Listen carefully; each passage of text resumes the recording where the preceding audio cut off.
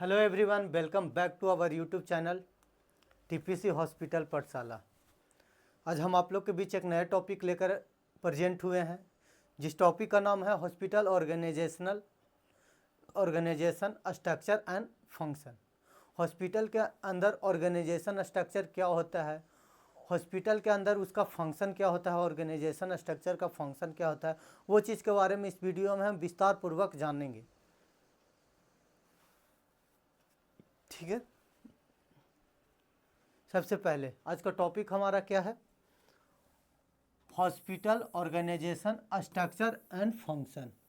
ये चीज़ पर आज हम बात करेंगे, हॉस्पिटल ऑर्गेनाइजेशन एंड फंक्शन पर।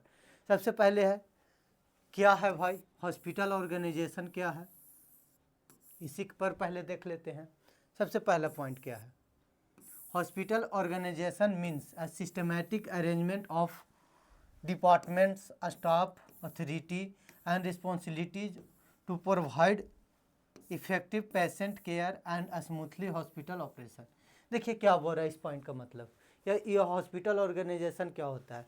Hospital organisation means, hospital organisation का मतलब होता है एक systematic arrangement, system wise arrangement किया जाएगा। किसका अरेंजमेंट किया जाएगा, तो हॉस्पिटल के अंदर जो डिपार्टमेंट होते हैं, आईसीयू, एनआईसीयू, ओपीडी, आईपीडी, उसका एक सिस्टमेटिक वे में अरेंजमेंट, और उसमें जो स्टाफ होंगे उनका अरेंजमेंट, ऑथोरिटी का अथॉरिटी, अधिकार और रिस्पॉन्सिबिलिटी का अरेंजमेंट, ऑथोरिटी का अरेंजमेंट, रिस्पॉन्सिबिलिटी का arrangement to provide effective patient care. किसके लिए दिया जाता है, प्रोवाइड किया जाता है किसके लिए, तो इफेक्टिव पेशेंट केयर के लिए। इफेक्टिव पेशेंट के लिए कि उनको कुछ अधिकार दिया जाता है, तो कुछ उनको जिम्मेदारियां भी दी जाती है स्टाफ को या डिपार्टमेंट को। क्यों दिया जाता है कि इफेक्टिव पेशेंट केयर ये इम्प्रूव हो, स्मूथ हॉस्पिटल ऑपरेशन, जो भी हॉस्पिटल के अंदर ऑपरेशन चल रहे हैं डे टू डे में, डेली बेसिस पर, वो स्मूथली वर्क कर पाए, स्मूथली रन करे। इसके लिए उन्हें क्या दिया जाता है, अधिकार दिया जाता है और उनको जिम्मेदारियां दी जाती है। किनको, हॉस्पिटल स्टाफ को, हॉस्पिटल डिपार्टमेंट को। ठीक है, ये प्रॉपर स्ट्रक्चर इंश्योर, अगर जो एक हॉस्पिटल का, हॉस्पिटल ऑर्गेनाइजेशन का एक प्रॉपर अगर जो स्ट्रक्चर होगा, तो वो ये चीज़ इंश्योर करेगा, clear line of authority, clear line of authority को इंश्योर करेगा, और क्या करेगा, प्रॉपर कोऑर्डिनेशन को इंश्योर करके रखेगा। Proper coordination, clear line of authority को इंश्योर करेगा, प्रॉपर कोऑर्डिनेशन को इंश्योर करेगा, इफिशिएंट पेशेंट केयर को इंश्योर करेगा, इफिशिएंट पेशेंट केयर को, और accountability of every department. Accountability का मतलब जिम्मेदारी, हर एक डिपार्टमेंट को जिम्मेदारी दिया जाएंगी। कोई भी काम होगा तो उसके लिए हर एक डिपार्टमेंट को अकाउंटेबिलिटी दिया जाता है। ये चीज़ इंश्योर क्या करेगा, एक अच्छा हॉस्पिटल ऑपरेशन और हॉस्पिटल ऑर्गेनाइजेशन को इंश्योर करता है। अगर जो ये सब चीज़ें जैसे clear line of authority, proper coordination between various department, effective patient care, accountability of every department, ये क्या इंश्योर करेगा, तो ये इंश्योर करेगा हॉस्पिटल ऑर्गेनाइजेशन का प्रॉपर स्ट्रक्चर को इंश्योर करेगा।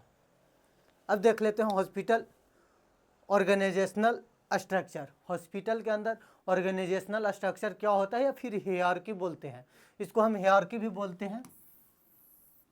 हियरार्की क्या है, कैसे कैसे फॉलो किया जाता है, वो चीज़ हम देखेंगे। देखिए सबसे टॉप लेवल पर क्या कौन होते हैं, गवर्निंग बॉडी। सबसे टॉप लेवल पर कौन मौजूद होते हैं, गवर्निंग बॉडी होते हैं। सबसे टॉप लेवल पर कौन है, गवर्निंग बॉडी, गवर्निंग बॉडी है, या फिर board of director, board of director होते हैं। उसके नीचे, उसके जस्ट निचले पैदान पर कौन आ जाएंगे, तो मेडिकल सुपरिटेंडेंट, मेडिकल सुपरिटेंडेंट, या फिर जो डायरेक्टर होते हैं हॉस्पिटल के वो आ जाते हैं, सीईओ आ जाएंगे। उसके निचले पैदान पर कौन आएंगे, तो उसके निचले पदान पर आ जाएंगे मेडिकल सर्विसेज के स्टाफ आ जाएंगे, या फिर इसके मैनेजर्स आ जाएंगे, नर्सिंग सर्विसेज के मैनेजर्स आ जाएंगे, या फिर जो स्टाफ हैं वो आ जाएंगे, एडमिनिस्ट्रेटिव सर्विसेज के मैनेजमेंट आ जाएगा, या फिर उसका स्टाफ लोग आ जाएंगे। उसके निचले पैदान पर किसके, मेडिकल सुपरिटेंडेंट और डायरेक्टर के निचले पैदान पर। इसके निचले पैदान पर कौन आ जाएंगे, तो सपोर्ट सर्विसेज के जो स्टाफ होंगे वो सबसे निचले पैदान पर होते हैं हियरार्की में हॉस्पिटल के अंदर। या ऑर्गेनाइजेशनल स्ट्रक्चर, हॉस्पिटल का जो ऑर्गेनाइजेशनल स्ट्रक्चर होता है उसके अंदर इस टाइप से हियरार्की होता है। सबसे पहले कौन होते हैं, गवर्निंग बॉडी या फिर board of control, board of director होते हैं। उसके निचले पैदान पर कौन होता है, मेडिकल सुपरिटेंडेंट या फिर डायरेक्टर होते हैं, सीईओ बोल सकते हैं। फिर उसके निचले पैदान पर कौन होते हैं, जो मेडिकल सर्विसेज के स्टाफ होते हैं, या फिर मैनेजमेंट होता है, नर्सिंग सर्विसेज के जो मैनेजमेंट होते हैं, या एडमिनिस्ट्रेटिव सर्विस के मैनेजमेंट होते हैं वो आते हैं। उसके निचले पैदान पर कौन आते हैं, सपोर्ट सर्विसेज के जो मैनेजमेंट होते हैं या फिर स्टाफ होते हैं वो आते हैं। अब हम देख लेते हैं इसमें क्या है, major division of hospital organisation क्या क्या है ये देखते हैं। सबसे पहला क्या है, जो अभी आपने देखा था, गवर्निंग बॉडी और बोर्ड ऑफ डायरेक्टर, इनका क्या काम है। गवर्निंग बॉडी सबसे पहला है डिवीजन में क्या है, गवर्निंग बॉडी और बोर्ड ऑफ डायरेक्टर। इसका फंक्शन क्या होता है, गवर्निंग बॉडी और बोर्ड ऑफ डायरेक्टर का फंक्शन देखते हैं। सबसे पहला पॉइंट क्या बोल रहा है, मेक पॉलिसी एंड रूल। जो गवर्निंग बॉडी होते हैं या फिर बोर्ड ऑफ डायरेक्टर होते हैं वो क्या करते हैं, मेक पॉलिसी, पॉलिसी को बनाते हैं, पॉलिसी को बनाएंगे और रूल्स को भी बनाएंगे। जो हॉस्पिटल किस पॉलिसी पर काम करेगा, हॉस्पिटल के अंदर में क्या क्या रूल रेगुलेशंस होंगे उसको क्या करते हैं, मेक करते हैं, इंश्योर करते हैं कि ऐसे ऐसे हॉस्पिटल हमारा इस पॉलिसी पर काम करेगा, इस पॉलिसी पर या फिर इस रूल रेगुलेशन पर हमारा जो हॉस्पिटल है आगे वर्क करेगा, वो चीज़ को इंश्योर करते हैं, वो चीज़ को बनाते हैं। कौन बनाते हैं, तो गवर्निंग बॉडी के जो स्टाफ होते हैं या फिर बोर्ड ऑफ डायरेक्टर के स्टाफ होते हैं, या बोर्ड ऑफ डायरेक्टर जो होते हैं गवर्निंग बॉडी होते हैं वो बनाते हैं। दूसरा क्या है, दूसरा पॉइंट क्या बता रहा है, financial control and budget approval. देखिए फाइनेंशियल कंट्रोल, पैसा का लेन देन कंट्रोल किनके हाथ में रहता है, तो गवर्निंग बॉडी और बोर्ड ऑफ डायरेक्टर के कंट्रोल में होता है। बजट अप्रूवल, एक हॉस्पिटल के अंदर कितना बजट अप्रूव किया जाएगा, या हॉस्पिटल किस किस ऑब्जेक्टिव का पर काम करने वाला है नेक्स्ट ईयर में। जैसे 2026 है, अभी 2026 में हॉस्पिटल को क्या क्या परचेज करना है, किस डिपार्टमेंट को इम्प्रूव करना है, हॉस्पिटल का कैसा स्ट्रक्चर और इम्प्रूव करना है, लेआउट को बढ़ाना है नहीं बढ़ाना, उसके अनुसार क्या करते हैं, बजट को एलोकेटेड करेंगे या फिर बजट को अप्रूवल देंगे। कौन देंगे, तो गवर्निंग बॉडी होंगे या फिर जो बोर्ड ऑफ डायरेक्टर्स लोग होंगे वो देते हैं। नेक्स्ट पॉइंट क्या बोल रहा है, appointment of top management. Appointment of top management ये इनका फंक्शन है किसका, गवर्निंग बॉडी और बोर्ड ऑफ डायरेक्टर का।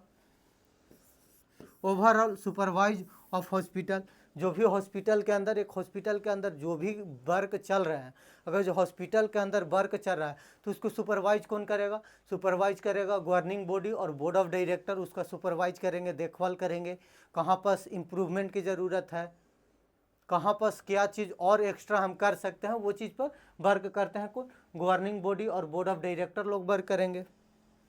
नेक्स्ट दूसरा नंबर पर कौन है, दूसरा नंबर आपको विजुअल हो रहा होगा, मेडिकल सुपरिटेंडेंट या हॉस्पिटल डायरेक्टर।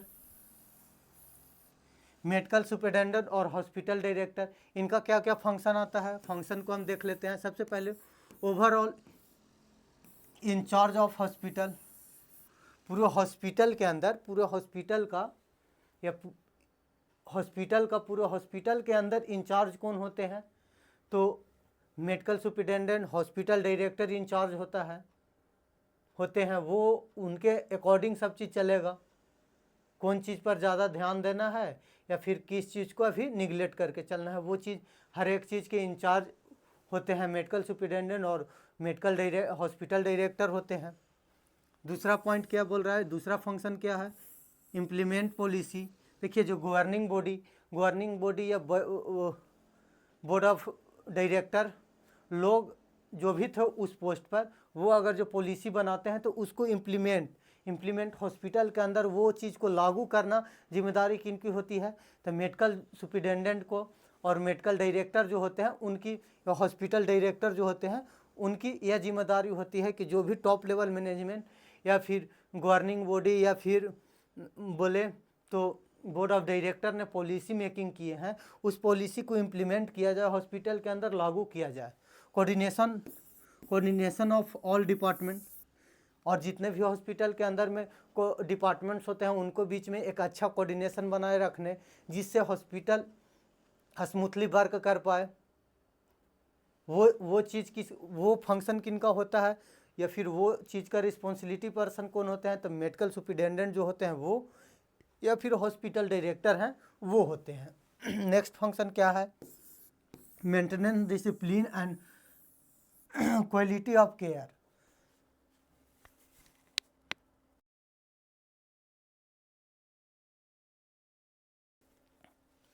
क्या बोल रहा है?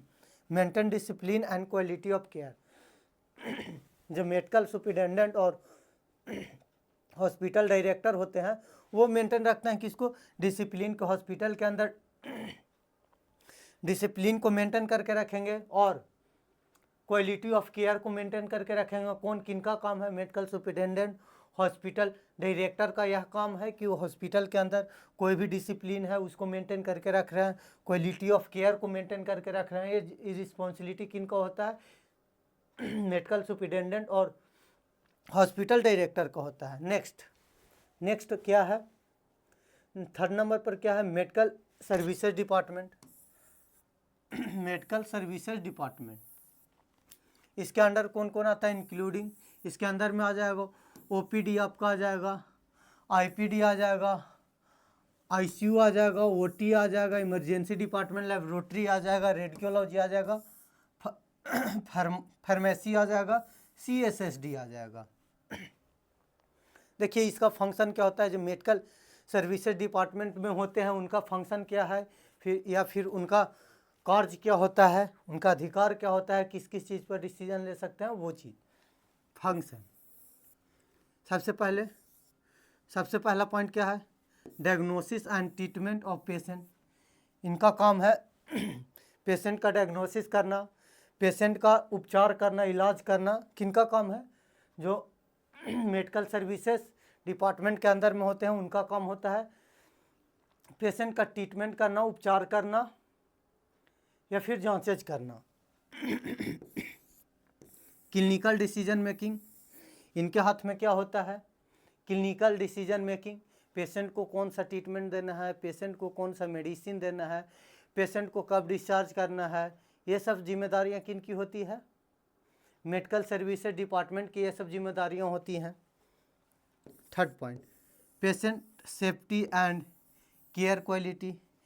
पेशेंट की सेफ्टी कैसे इंश्योर होगा, पेशेंट का जो क्वालिटी केयर है या मेडिकल क्वालिटी केयर है वो चीज़ को कैसे हम इम्प्रूव कर सकते हैं, उसको कैसे अच्छे से अच्छे बना कर रख सकते हैं, कैसे पेशेंट का सेफ्टी को इंश्योर कर सकते हैं, पेशेंट के केयर क्वालिटी को कैसे इम्प्रूव कर सकते हैं, वो चीज़ किनके हाथों में होती हैं? तो मेडिकल सर्विसेज डिपार्टमेंट को जो स्टाफ होते हैं या जो मैनेजमेंट के वर्कर्स होंगे उनके हाथ में होगी।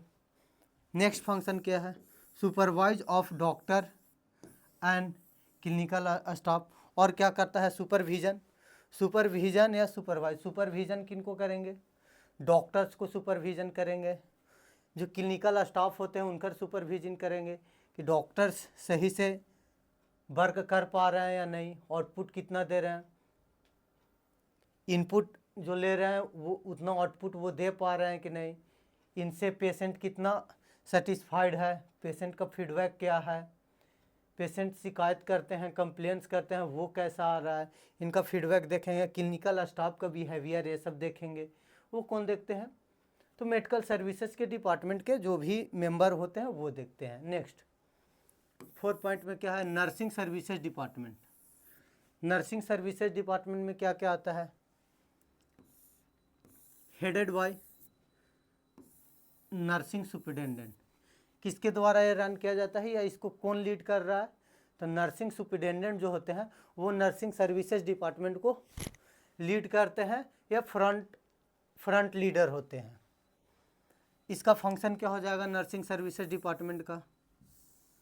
नर्सिंग सर्विसेज डिपार्टमेंट का फंक्शन, पहला function nursing care to patient. Nursing care देते हैं किसको? पेशेंट को। जैसे ट्रीटमेंट हो गया, आईसीयू हो गया, एनआईसीयू में किस टाइप का केयर दिया जाएगा, उनको किस टाइप का डिजीज हुआ है उसके अनुसार उनको नर्सिंग केयर दिया जाएगा पेशेंट को। और क्या? Ward management. Ward management in the कहने का सेंस है कि अगर जो आईसीयू में पेशेंट है उसको जनरल वार्ड में कब भेजना है, कब उसको डिस्चार्ज करना है, वो डिसीजन किन के हाथ में होती हैं? नर्सिंग सर्विसेज के हाथ में होती हैं। उनको लीड कौन कर रहे हैं? तो नर्सिंग सुपरिटेंडेंट लीड करते हैं। Next point, maintaining patient record. Patient का जो रिकॉर्ड होता है उसको प्रॉपर वे में मेंटेन करके रखना किन की जिम्मेदारियां हैं? तो नर्सिंग सर्विसेज डिपार्टमेंट के जो भी मेंबर होते हैं उनकी जिम्मेवारियां होती हैं। असिस्टिंग डॉक्टर, डॉक्टर के असिस्टेंट के रूप में वर्क कौन करते हैं? नर्सिंग सर्विसेज डिपार्टमेंट के मेंबर्स लोग करते हैं या फिर वर्कर जो स्टाफ हैं वो करते हैं।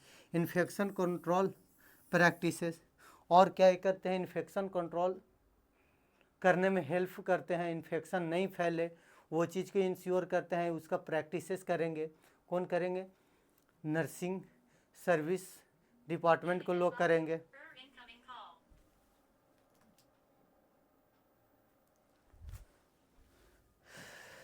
नेक्स्ट क्या बोल रहा है 5 नंबर में? Administrative service department. 5 नंबर में है एडमिनिस्ट्रेटिव सर्विसेज डिपार्टमेंट। इसमें क्या आता है? इंक्लूड, इसके अंदर कौन कौन आते हैं? एचआर ह्यूमन रिसोर्स डिपार्टमेंट आ जाएगा, अकाउंट फाइनेंस डिपार्टमेंट आ जाएगा, रिसेप्शन आ जाएगा, एमआरडी आ जाएगा, मेडिकल रिकॉर्ड डिपार्टमेंट आएगा, सिक्योरिटी डिपार्टमेंट आ जाएगा, मेंटेनेंस डिपार्टमेंट आ जाएगा। किसके अंदर? तो एडमिनिस्ट्रेटिव सर्विसेज के अंदर ये सब डिपार्टमेंट आते हैं। आपके एचआर आ जाएंगे, फाइनेंस,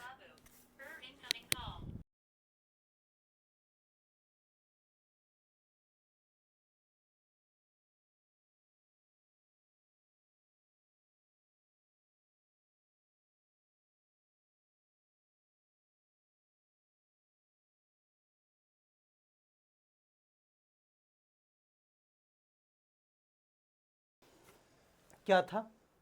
एडमिनिस्ट्रेटिव सर्विसेज डिपार्टमेंट। इसके अंदर कौन कौन आ जाएंगे? एचआर ह्यूमन रिसोर्स मैनेजमेंट आ जाएगा department, account department, reception department, MRD department, security department, maintenance department आ जाएंगे। इसका फंक्शन क्या है? First point, staff requirement and duty roster. Staff के रिक्वायरमेंट करेंगे, स्टाफ को बहाल करेंगे, और ड्यूटी रोस्टर जो स्टाफ होते हैं उनकी duty roster shift by shift जैसे भी है ड्यूटी रोस्टर शेड्यूल करेंगे। ये इनकी काम है, किनकी? एडमिनिस्ट्रेटिव सर्विसेज डिपार्टमेंट का काम है या फिर उनका फंक्शन है। दूसरा फंक्शन क्या है? Financial management. फाइनेंशियल मैनेजमेंट करते हैं कौन करेंगे? एडमिनिस्ट्रेटिव सर्विसेज डिपार्टमेंट के members. Medical record management, medical record को मैनेज कर रहा है, कौन कर रहा है? तो एडमिनिस्ट्रेटिव सर्विसेज के जो मेंबर्स होते हैं वो करते हैं या फिर मैनेजर्स लोग। Security and house keeping, security पूरे अंडर में किनके होते हैं? तो एडमिनिस्ट्रेटिव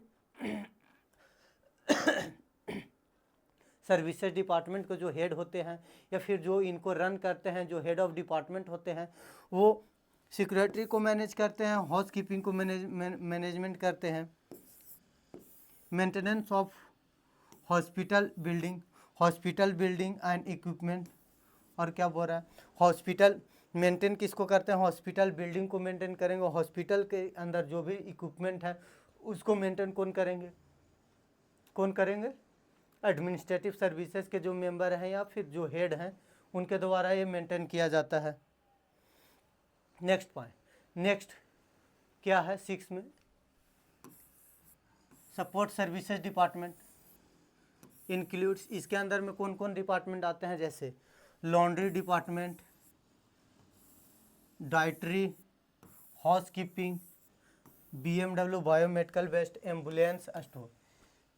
देखिए सपोर्ट सर्विसेज के अंदर में आते हैं laundry department, dietary, housekeeping department, biomedical waste department, BMW या एम्बुलेंस या स्टोर आते हैं इनके अंदर में।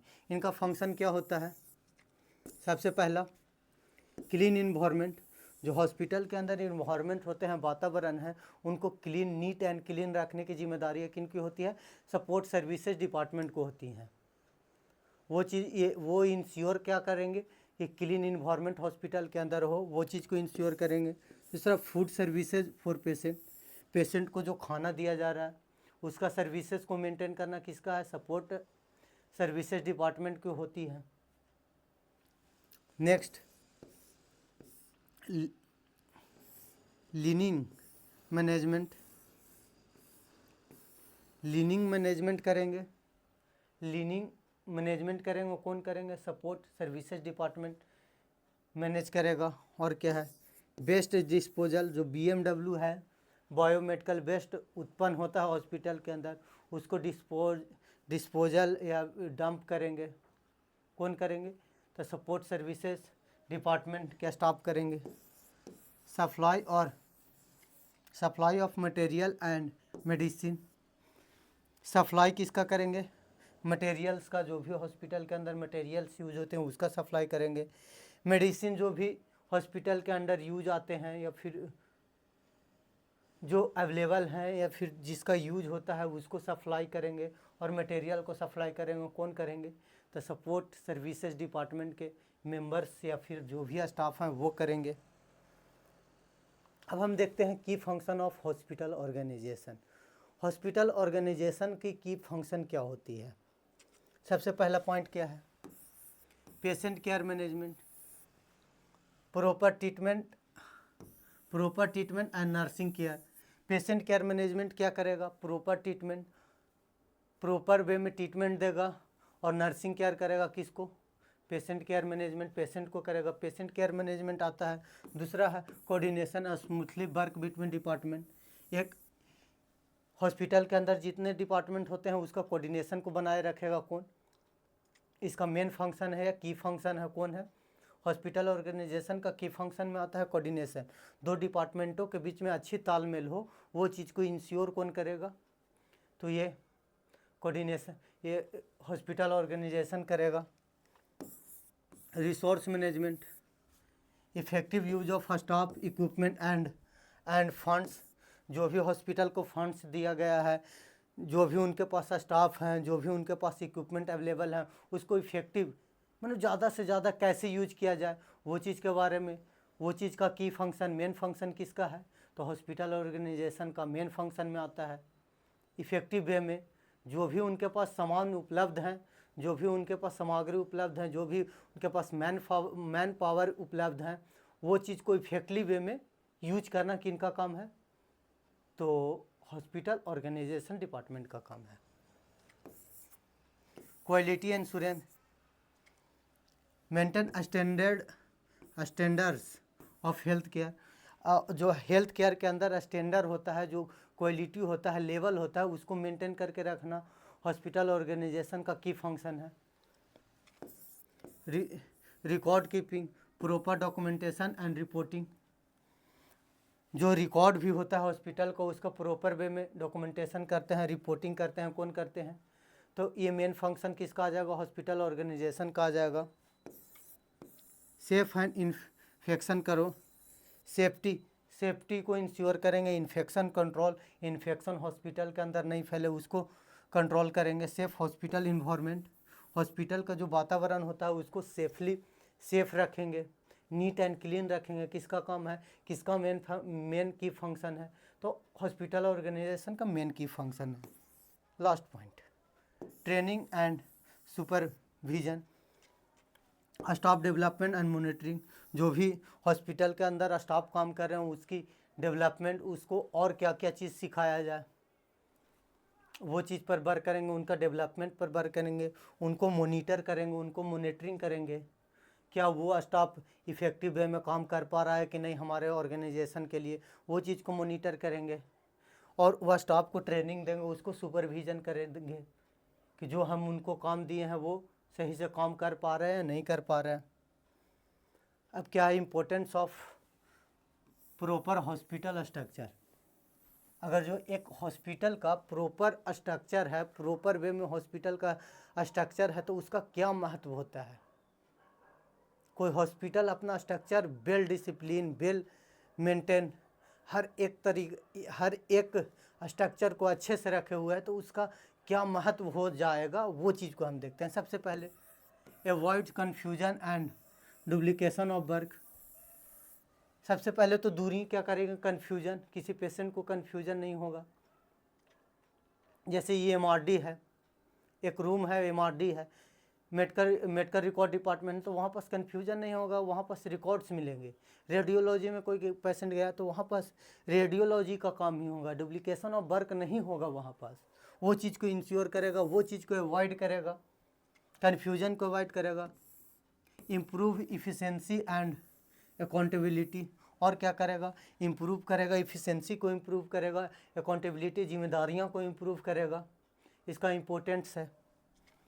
एक अच्छे हॉस्पिटल स्ट्रक्चर है तो वो क्या करेगा, अवॉइड कन्फ्यूजन को अवॉइड करेगा, डुप्लीकेशन ऑफ वर्क को अवॉइड करेगा, और क्या करेगा, इम्प्रूव करेगा, इफ़िशेंसी को इम्प्रूव करेगा, अकाउंटेबिलिटी को इम्प्रूव करेगा, जिम्मेदारियों को इम्प्रूव करेगा। इंश्योर बेटर पेशेंट सेटिस्फैक्शन, और क्या करेगा, जो पेशेंट का सेटिस्फैक्शन लेवल है उसको इम्प्रूव करेगा। कौन इम्प्रूव करेगा, एक अच्छा हॉस्पिटल जो स्ट्रक्चर है वो इम्प्रूव करेगा। कैसे, कि हम मान लीजिए कि हमको लैब में जाना है, तो ये नहीं होना कि 10 डिपार्टमेंट में गए तब जाकर पता चल रहा है कि ये वाला डिपार्टमेंट लैब का है। वो चीज़ लैब के लिए अलग से डिपार्टमेंट हो, हर एक चीज़ साइन सिंबल दिया हुआ होगा, तो पेशेंट खुद से मूव कर सकता है। तो वो चीज़ अगर जो खुद से कर पा रहा है तो पेशेंट सेटिस्फैक्शन जाहिर सी बात है इम्प्रूव करेगा। वो इंश्योर होगा पेशेंट कि हाँ भाई हॉस्पिटल का अच्छा सर्विसेज है। तो एक प्रॉपर हॉस्पिटल स्ट्रक्चर होने का मतलब ही ये होता है। Help in smooth decision making, अगर जो अच्छा प्रॉपर हॉस्पिटल स्ट्रक्चर है तो उसको क्या मदद करेगा, स्मूथली डिसीजन मेकिंग में भी मदद करेगा। ऐसा होता है कि IPD OPD इमरजेंसी तीनों एक ही छत के नीचे है, एक ही कोना में है, एक ही बिल्डिंग में है, तो क्या होगा कि IPD डिसीजन कुछ लिया, OPD कुछ लिया, इमरजेंसी कुछ लिया, अलग अलग हो जाएगा। OPD वाला इमरजेंसी का बात नहीं मान रहा है, इमरजेंसी वाला IPD का बात नहीं मान रहा है, तो उसमें प्रॉब्लम्स आती हैं। हर चीज़ क्लियर एंड कट होगा तो क्या होगा, स्मूथली डिसीजन मेकिंग में भी हेल्प मिलता है।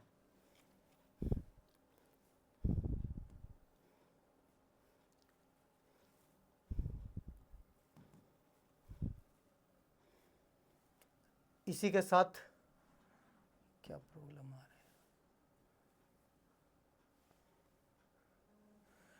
इसी के साथ यह वीडियो, यह लेक्चर आपका समाप्त हुआ। और मैं आपको बता दूं कि हमने क्या देखा। हमने देखा आज इस टॉपिक में hospital organisation structure and function. Hospital organisation का क्या स्ट्रक्चर होता है, क्या उसका फंक्शन होता है, वो चीज़ के बारे में हमने जाना है। और अगर जो आपको किसी प्रकार की इंक्वायरी हो तो आप इस नंबर पर संपर्क कर सकते हैं। इसी के साथ यह वीडियो हम यहीं पर समाप्त करते हैं। आपसे मिलेंगे नेक्स्ट वीडियो में नेक्स्ट अप टू डेट के साथ। बने रहें TPC हॉस्पिटल पाठशाला के साथ। थैंक यू, धन्यवाद।